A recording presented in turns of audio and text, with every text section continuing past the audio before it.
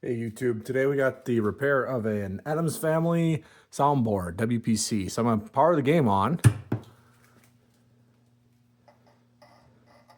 Don't mind the slow bookcase motor either. But you heard a very, very faint bong there, indicating that the soundboard did indeed successfully boot. But if I hit the volume buttons here to adjust the in-game volume, you notice how loud that is compared to that bong. Also at 16 and 17, this is probably about the normal volume that setting 9 or 10 would be. So this board likely has some dried out capacitors on it, and it is completely original. You can see the two big filter caps by the heat sink. And then there's other radials that are possibly leaking, so we got to double check that. And then all the axials are usually just out of spec, and some are going to be completely open. So we're going to go through and cap this board and then see how much of a difference that made. So again, this is volume 20, and most WPC games are almost too loud for a home setting around 9, 10, 11. So kind of keep that in mind, and you can go to the sound test and then see that everything's working. And this will just play a little bit of each one. And again, this is at like volume 10, so it's not very loud. So it's fully working, but those caps are kind of a ticking time bomb. We're gonna go through and change those. I'm also gonna change out all the tantalum capacitors on there that sometimes just blow up with age and wear. So we'll revamp that soundboard and then stitch in any videos that we need to along the way. Okay, we're on my messy workbench. We got the soundboard out. I'm gonna kind of show you my technique for getting out these big filter caps. If you don't know how to do this, don't try and learn on this board. This is kind of an expensive board to mess up, but these are called snap caps, which means here's another one. This isn't the one that will be replaced with, but you can kind of see that the legs aren't just straight round wires like on normal caps. They're these little tangs that kind of are bent, and they'll actually lock in and snap into place and hold themselves. And it's this type of connection that makes them very difficult to remove, because on a normal leaded component or a straight leg component, there's a lot of room around the hole once you remove the solder, and you can kind of wiggle it around and clear all the solder out. But with this snap cap type of lead, there's not a whole lot of room from these bent leads to the edge of the hole, and it's hard to get all the solder out. So a lot of times you'll think that you got all the solder out here, and then you'll pull it from the other side, and when you look at the legs, you're going to have these little round thimbles on them because you pulled the through hole out of the board that connects the top and the bottom traces. So you want to not do that. So one way to do that is to try to get both of these leads hot at the same time and then pull the cap out while everything's hot. And that usually doesn't damage any of the traces. So my approach here is to use a super huge iron that you should never use on a printed circuit board. But this has kind of worked well for me because I believe this is probably a 60-watt gun. This thing's huge. But this is the only thing I ever do to a circuit board with this iron, is it has this, I believe this is a rope cutting tip, but it's wide enough that you can get across both of those and heat them up and then pull it out. And this is a trigger style, so right now it's not hot at all, but you'd hold it down, and once it gets hot, you can do that. And again, it's really oversized for circuit board work, but it works well for removing these snap caps. Other YouTubers have a nice shovel tip, but I don't have that kind of iron, so I'm gonna use this.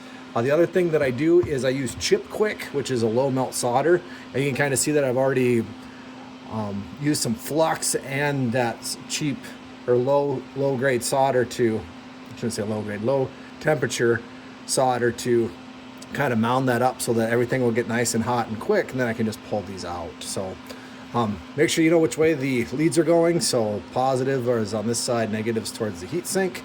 And we're just gonna try and do these one at a time.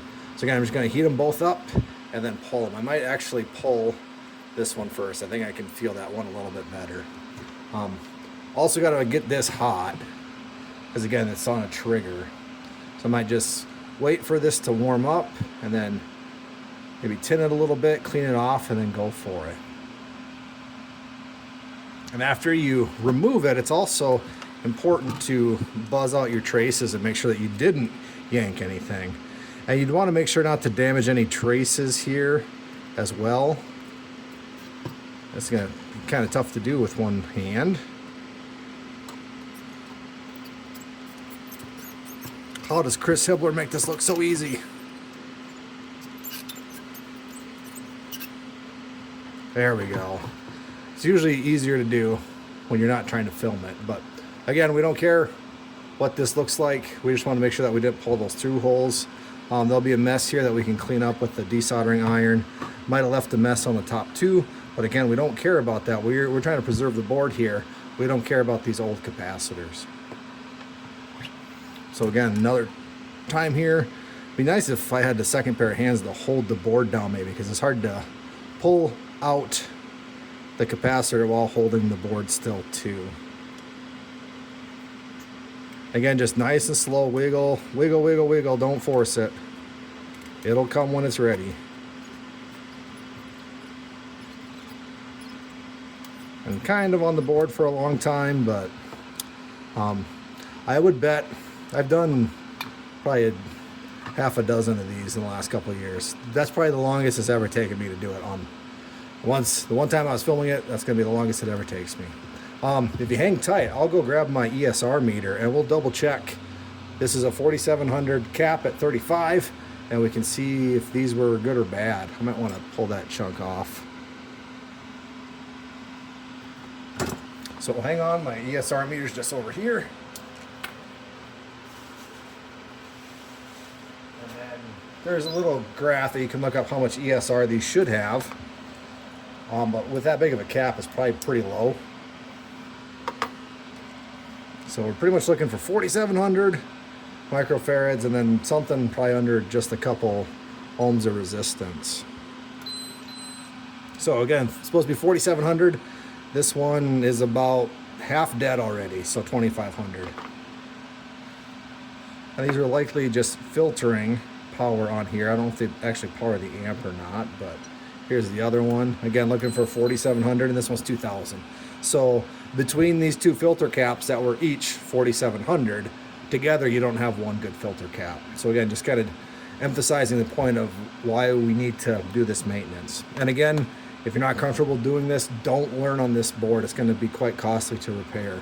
But now that these are out, I'll clear those holes out. I'll buzz out from top to bottom because this trace needs to connect to that trace, and this one that has no traces on the bottom needs to connect to the trace on the top. Also, while these are out, these are some of those tantalums that can possibly explode in there. So this is the time to change those before those big fat capacitors go back in.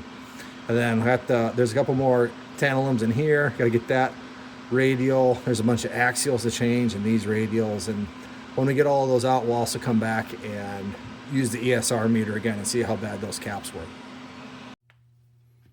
Okay, we have all the caps changed out. And I had my ESR meter out, and it was kind of hard to read the screen on the video, so I think I'll just point to them. But I have all the 47 at 25 axials replaced, and every single one of those factory caps were completely open, meaning they had no capacitance, they had no resistance, they were nothing. So if I clipped all of those out of the board and plugged it back in, it would have done the exact same thing because they were the equivalent, the electrical equivalent of nothing being installed on the board.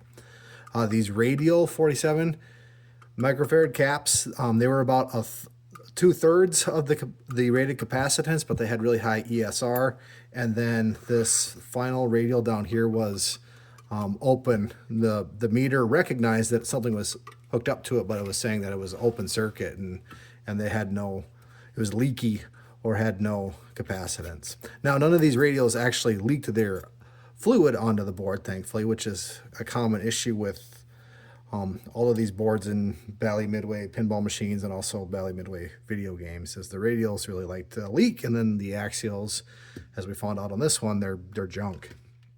We have the ESR rated on these already in the previous clip, and then this 100 microfarad one was actually fine. So of all the capacitors on this board, that was the only good one. All of them else were either completely open, these ones are half of their capacitance, these ones had really high ESR, and then that one had, it was nothing again. So just highlighting the need to do this maintenance. If you don't know how to do this, certainly send it off to a professional if you're having sound issues.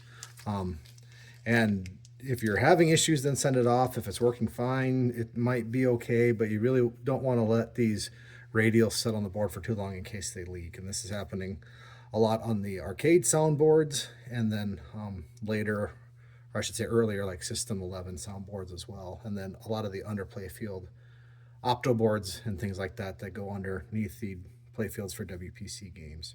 So we'll slap it back in the game and see how it works.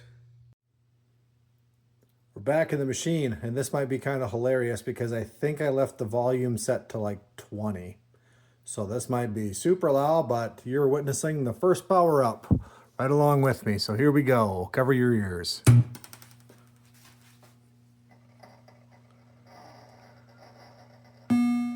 Not too bad. Okay, so I'm going to just crank the volume down real quick. Oh, it's at 9. Okay, whew.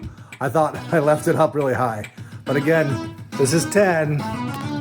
Most WPC games, in my home setting, I just set to that. But kind of going up to, I think we had it at about 20. So it's definitely louder now.